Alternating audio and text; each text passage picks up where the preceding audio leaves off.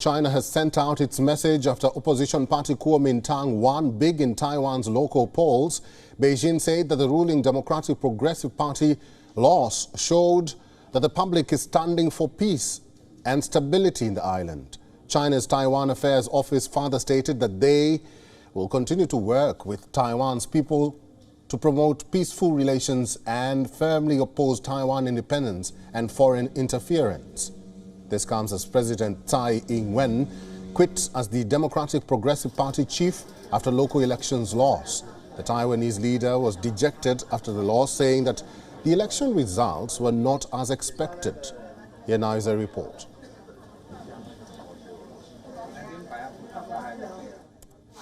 Taiwan President Tsai Ing-wen resigned as head of the ruling Democratic Progressive Party on Saturday following local election losses. Tsai had tried to frame the elections as more than just a local vote, saying the world is watching how Taiwan defends its democracy amid tensions with China, which claims the island as its territory. But her strategy failed to win public support, and at a press conference, Tsai took responsibility for the losses. We were unable to break through the current makeup of local politics. This shows that we have not met expectations of the people when it comes to running municipalities. The local elections for mayors, county chiefs, and local councillors are typically about domestic issues like health crisis restrictions and crime. The main opposition party, the Kuomintang or KMT, was leading or claimed victory in 13 of the 21 city mayor and county chief seats up for grabs, including the capital Taipei. The KMT has accused Tsai and the DPP of being overly confrontational with China. It's not like the DPP has never failed or fallen before. We will conduct thorough reviews. The more the people expect from us, the better we have to perform.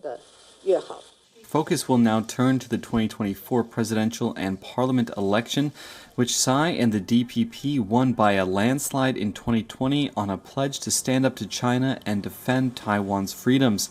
Tsai, who will continue serving as president until 2024, cannot run again because of term limits.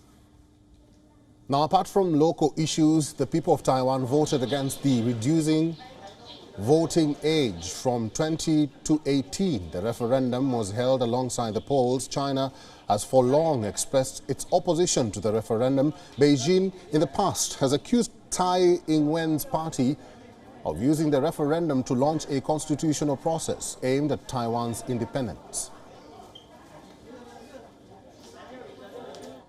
And for more on this, we are now being joined by Paul Huang. He is a research fellow with Taiwanese Public Opinion Foundation. Hi, Paul.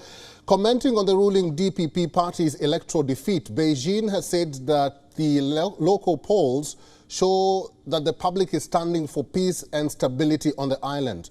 What do you have to say about that? Well, I think no Taiwanese wants war. Everyone wants stability and peace.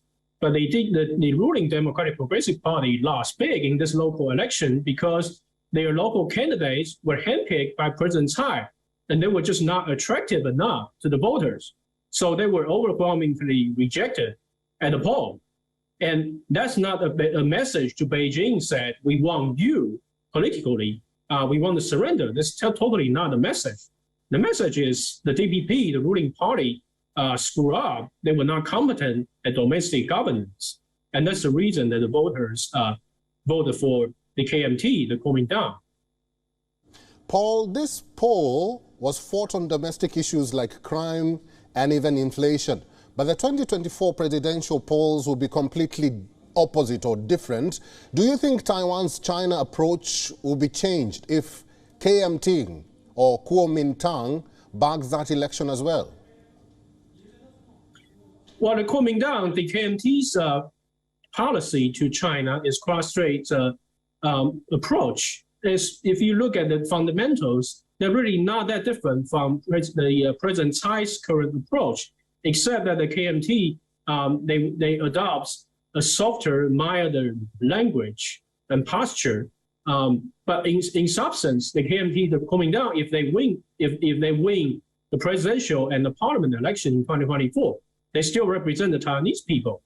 And that by itself, upholding the sovereignty of Taiwan, that's in conflict with Beijing's goal of taking Taiwan, either peacefully or non-peacefully. So they will still have to deal with the same military threats from China. But I think one thing that they might do differently is to increase Taiwan's the actual on the policy front, the strengthen Taiwan's defense and security, which is one thing that the DPP government talk about and showcase, but has not done sufficiently. All right, we'll see how this pans out in the future. Paul Huang, thank you very much for giving us time today. Thank you.